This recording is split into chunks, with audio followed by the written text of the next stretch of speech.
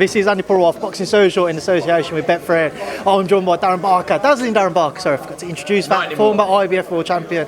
Darren obviously here, Joshua Buatsi, Craig Richards fight week, great fight to look forward to. What are your thoughts? I think it's going to be a brilliant fight. I've no doubt about that, and the reason, well, I mean, there's numerous reasons why. I think it's a local derby. There's bragging rights, obviously. The pot of gold for the winner is huge. As far as progressing in their careers is concerned, this is crucial. This is crucial. A defeat against a rival would be soul destroying, and it just stops the momentum on both their careers. You know, we've seen Joshua Buatsi unbeaten so far. I feel there's more to come from him, if I'm honest. I thought he looked really good against Blotniks last time. Allowed Blotniks into the fight after that knockdown in the 6th round, but I think he emptied the tank and he struggled to find his second win till late on, but he still got the job done and showed that his power carries late. Craig Richards, I think it's time now that he beats, not just gets credit for losing a big fight, but he wins one of these big fights, and this is a huge fight for him. Big fan of Craig as a boxer and as a person, very laid-back personality that he sometimes brings into the ring with him. But I just feel with all of those ingredients, for me, it will make for a good fight. How do you actually expect it to play out when the pair of them are in the ring, Darren?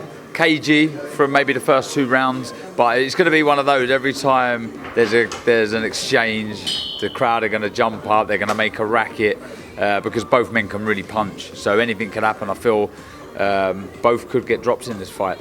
I've no doubt about that. And I just feel, after a cagey start, it will start to set fire. I feel when the first bell goes, battle for centre of ring will be interesting. Who's going to hold the centre of the ring? I don't feel either man will want to get backed up. We've seen the superb balance from both fighters. Craig Richards with a real wide stance and Joshua Buatsi a stance not too dissimilar to Evander Holyfield. Very well balanced, both of them. So it'd be interesting to see who tries to push the other man back. The right hand counters are going to be. Now, I could talk technically about this all the time, but the cogs start turning, and I get really excited when I think about this fight because there's a lot on the line. What did you make of the face-off with Andi, Darren? Did you take anything away from that? And obviously some of the comments from Craig that he feels that maybe Josh isn't the person he presents to be when he talks to people. Josh does his talking in the ring, doesn't he? But I think a lot of people, from the interaction I've seen on social media, is that it's 10-9 Craig Richards. But what does that mean? What does it mean? I think the bell goes and that all goes out the window. It's a shootout, it's a fight. And look, may the best man win. I'm a big fan of both, and whoever goes on to win this, there's some real big opportunities out there. Has Craig's stock risen since Dimitri Bivol's win versus Canelo?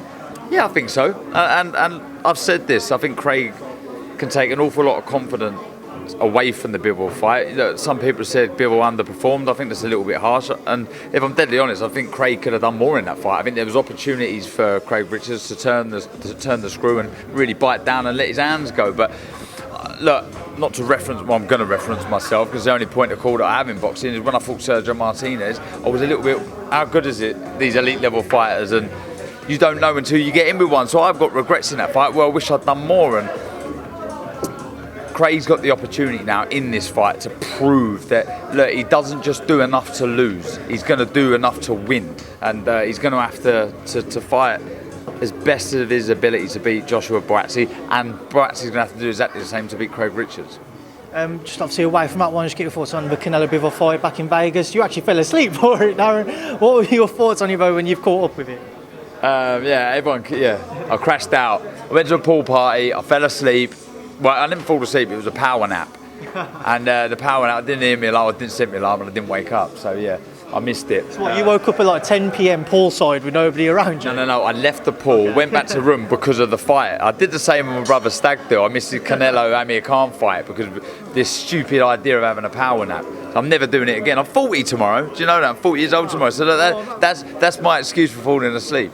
I went back to the room, set my alarm and didn't hear it. So I went back downstairs at 1 o'clock and everyone was downstairs. Yeah. Anyway, I'm not going to say I told you so, but I kind of called it. I said I did feel Canelo might get the nod, but Bivol would deserve it. So I'm going to say that I got it right.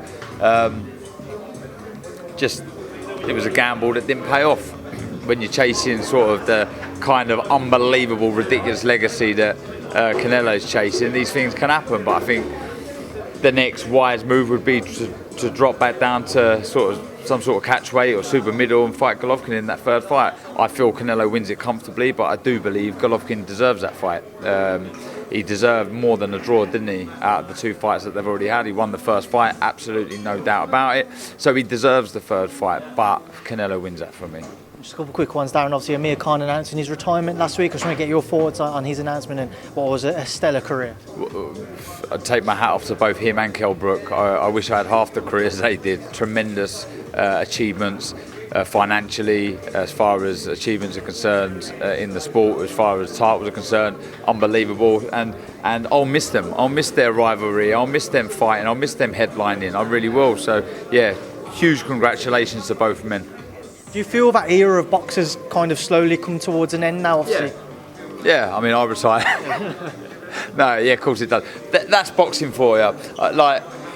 There's going to be ups and there's going to be downs. When Ali retired, everyone was devastated. Larry Holmes didn't get the credit he deserved, and all of a sudden Mike Tyson burst on the scene, and then he retired and everyone's gutted. And look, it's up and down. We'll get the same with AJ and Fury, etc. But look, that's boxing. The one thing's for sure, the future of this sport's fine, and longevity will always be cemented just because it is the greatest sport in the world. There's a lot of things that need to be tidied up with judging and this and that and blah, blah, blah. But no doubt in my mind, this is the greatest sport in the world. And though there will be lows, there will be more highs.